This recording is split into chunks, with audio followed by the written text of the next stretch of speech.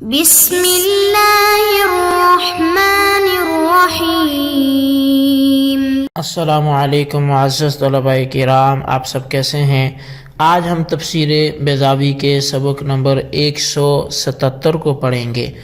آج کے ہمارے سبق کا عنوان ہے نصیحت کا اتمام۔ آج کے ہمارے سبق کی عبارت وَإِذَا قِيلَ لَهُمْ آمِنُوا سے شروع ہوتی ہے۔ آئیے سب سے پہلے عبارت پڑھ کے اس کا ترجمہ کرتے ہیں، اس کے بعد اس کی جو وضاحت ہے اس کی طرف بھی بڑھتے ہیں۔ مصنف علیہ رحمہ لکھتے ہیں وَإِذَا قِيلَ لَهُمْ آمِنُوا مِن تَمَامِ النُّصْحِ وَالْإِرْشَادِ فَإِنَّ كَمَالَ الْإِيمَانِ بِمَجْمُوعِ الْأَمْرَيْنِ الإعراض عما لا ينبغي وهو المقصود بقوله لا تفسدوا، والإتيان بما ينبغي وهو المطلوب بقوله آمنوا، كما آمن الناس في حيز النصب على المصدر وما مصدرية أو كافة مثلها في ربما،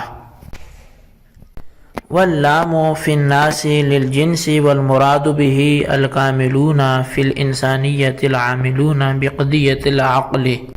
یہ کلام نصیحت و ارشاد کی تکمیل ہے، اس لیے کہ کمال ایمان دو چیزوں کے مجموعے سے حاصل ہوتا ہے، نامناسب چیزوں سے اعراض کرنے سے اور مناسب چیزوں کے بجا لانے سے۔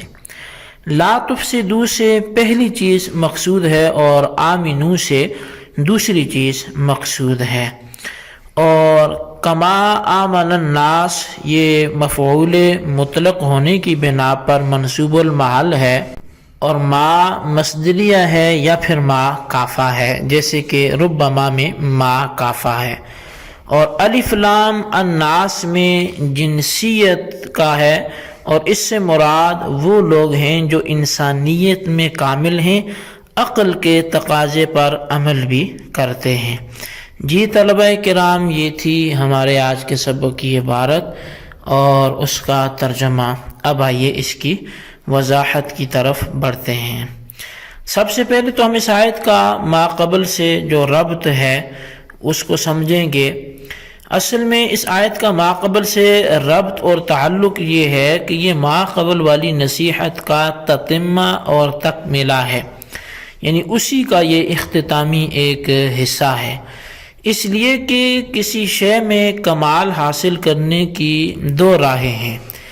ایک تو یہ ہے کہ جو اشیاء اس کے خلاف اور نامناسب ہوں ان سے بچا جائے، دوسرا یہ ہے کہ جو چیزیں اس کے مناسب حال ہوں تو ان سے آراستہ ہوا جائے، انہیں اپنایا جائے۔ بس ایمان میں بھی کمال انہی دو راہوں سے حاصل ہو سکتا ہے، لہٰذا ناصح نے جب لا تفسدو کہہ کر یہ سمجھا دیا کہ ایمان کے لیے جو چیزیں مضر ہیں، تکلیف دہ ہیں، ان سے بچو، تو اب آمنو سے یہ نصیحت کر رہا ہے کہ جو چیزیں ایمان کے مناسب حال ہیں، مثلا وہ اخلاص ہو تو اسے اپناؤ، ان چیزوں کو اپناؤ۔ بس یہ نصیحت ما قبل والی نصیحت کی وہ تکمیل ہے۔ تو یوں کہہ سکتے ہیں کہ وہاں ان چیزوں کے حوالے سے پیغام دیا گیا جو نہیں کرنی، جو ایمان کے معارض چیزیں ہیں، وہ کفر ہو، وہ نفاق ہو، وہ فساد ہو، وہاں نواہی سے روکا گیا، بری چیزوں سے منع کیا گیا، اور اب اس چیز کا حکم دیا جا رہا ہے کہ برا نہیں کرنا، تو پھر اچھا کیا ہے؟ تو پھر اچھے کو بتایا جا رہا ہے کہ وہ اچھا ایمان ہے، لہٰذا تم اس برے کو چھوڑ کے اس اچھے یعنی ایمان کو اپنا لو۔ اب ایک اشکال اور اس کا جواب یہاں پہ میں بیان کرتا ہوں۔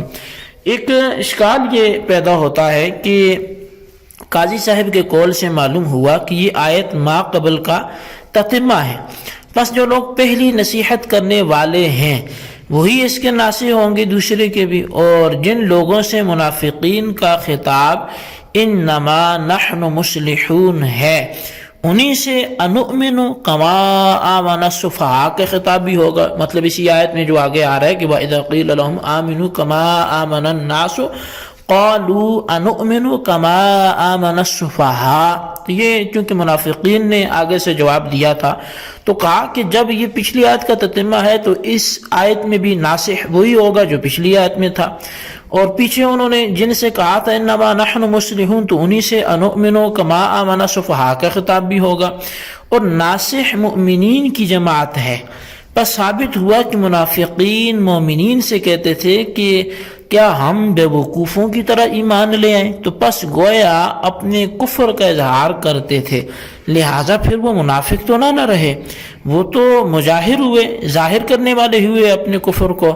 نیز اس میں اور وَإِذَا لَقُوا الَّذِينَ آمَنُوا قَالُوا آمَنَّا میں تضاد بھی ہے، وہ آیت چونکہ آگے آ رہی ہے تو وہ آئے گی، ہم اس پہ بھی کلام کریں گے، لیکن ابھی فرما رہے ہیں کہ وہ جو آگے والی آیت ہے اور اس میں تضاد بھی ہے، کیونکہ اذا لقوا الذین آمنوا سے ثابت ہوتا ہے کہ مومنین سے وہ آمنا کہتے تھے، جبکہ یہاں پھر وہ مومنین سے کیا کہہ رہے ہیں، انؤمن کما آمن السفہاء، تو ایک میں فرمایا جا رہا ہے کہ مومنین سے وہ آمنا کہتے تھے کہ ہم ایمان لے آئے، اور دوسری آیت بتا رہی ہے کہ نہیں، مومنین سے وہ اپنا ایمان جو ہے وہ ظاہر نہیں کرتے تھے، بلکہ وہ انؤمن کما آمن السفہاء کا طعنہ دیتے تھے۔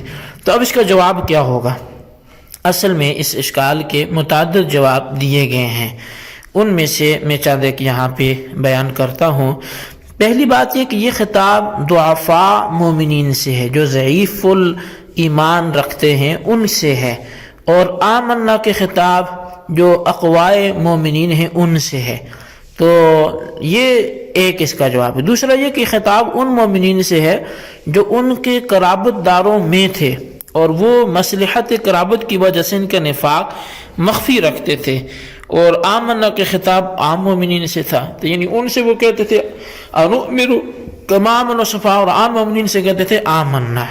اور تیسرا جواب یہ کہ کما آمن السفہاء کا یہ مطلب نہیں ہے کہ جس طرح تم بیوقوف لوگ ایمان رکھتے ہو، بلکہ مطلب یہ ہے کہ ہمارا ایمان ایسا ایمان نہیں ہے جیسا بیوقوف پاگلوں دیوانوں کا ہوا کرتا ہے، بلکہ ہمارا ایمان قابل اعتماد ہے۔ یہ دونوں جواب صاحب روح المعانی نے نقل کیے ہیں۔ اور چوتھا جواب یہاں اس کا یہ ہے کہ یہ خطاب ان کے ہم خیال منافقین سے تھا، کہ جب وہ ان سے کہتے تھے تو ان کو وہ جواب میں کہتے تھے کہ انؤمن کما آمن السفہاء، اور جب مومنین سے ملتے تھے تو پھر تو سیدھا سیدھا کہتے تھے کہ وَإِذَا لَقُوا الَّذِينَ آمَنُوا قَالُوا آمَنَّا، تو اس وقت وہ آمنا ہی کہا کرتے تھے۔ اچھا، اب کما آمن الناس میں کما کے کاف اور ما میں دو احتمال ہیں۔ پہلا تو یہ کہ ما مصدریہ ہو، دوسرا یہ کہ ما کافہ ہو۔ اچھا، اگر ما مصدریہ ہو تو کاف اسمیہ ہوگا، مثل کے معنی میں ہوگا، اور برتقدیر ثانی جو ہے وہ یہ حرفی ہوگا، یعنی ما پھر کیا ہوگا، حرفی ہوگا۔ ما مصدریہ اسے کہتے ہیں جو اپنے ما بعد کو مصدر کے معنی میں کر دے، اور ما کافہ اسے کہتے ہیں جو اپنے ما قبل کو ما بعد میں عمل کرنے سے روک رہا ہو، جیسے ربا ما میں ما ربا کو ما بعد میں عمل کرنے سے روک رہا ہے۔ اچھا، جب ما مصدریہ ہوگا تو کما آمن الناس مفعول مطلق کی صفت ہونے کی بنا پر منصوب ہوگا۔ تقدیری عبارت یہ ہوگی آمنوا ایمانا مشابہا لایمان الناس، اور اگر ما کافہ ہو تو اسی مصدر مقدر سے حال ہونے کی بنا پر پھر یہ منصوب ہوگا۔ اب شیخ زادہ نے حاشیہ شریفیہ کا حوالہ دے کر لکھا ہے کہ ما کو کافہ قرار دینے کی صورت میں تشبیہ دونوں جملوں کے مضمون کے درمیان ہوگی، معنی ہوں گے کہ حققوا ایمانکم کما تحقق ایمانہم، کہ اپنا ایمان بھی اسی طرح ثابت کرو جیسا کہ ان کا ایمان ثابت ہے۔ تو اور مصدریہ ہونے کی صورت میں ترجمہ یہ ہوگا کہ ایسا ایمان لاؤ جو دوسرے مومنین کے ایمان کے مشابہ ہو۔ اچھا، الناس میں الف لام جنس کا بھی ہو سکتا ہے اور عہد خارجی کا بھی ہو سکتا ہے۔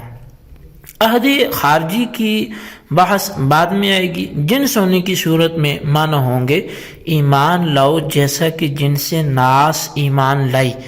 اب شبہ پیدا ہوا کہ سبھی لوگ مومن نہیں ہیں، بلکہ جنس کے بہت سے افراد غیر مومن تھے، بس یہ تشبیہ کیوں کر صحیح ہے؟ تو اس کا جواب یہ ہے کہ جن سے اس کے کامل افراد مراد ہیں، اور وہ لوگ مراد ہیں جو تقاضۂ عقل پر عمل کرتے ہیں، اور چونکہ عقل ایمان باللہ والرسول کی دعوت دیتی ہے، اس لیے چاروں ناچار مومنین اس میں شامل ہوں گے اور بقیہ سب لوگ اس سے خارج ہو جائیں گے۔ جی طلبہ کرام، یہ تھی ہمارے آج کے سبق کی عبارت، اس کا ترجمہ اور اس کی وضاحت۔ اس کو اچھی طرح سمجھیں، اس کے خلاصے کو اپنے رجسٹر پر ضرور لکھیں، بالخصوص ان سوالات کے جوابات دیں۔ سوال نمبر 1 یہ ہے کہ تتمہ و تکملہ سے کیا مراد ہے، وضاحت کریں۔ اور سوال نمبر 2 یہ ہے کہ ما کافہ کیا عمل کرتا ہے، وضاحت کریں۔ اللہ تبارک و تعالیٰ سے دعا ہے جو کچھ ہم نے پڑھا سنا اسے یاد رکھنے کی توفیق نصیب فرمائے، آمین بجاہ النبی الامین صلی اللہ علیہ وسلم۔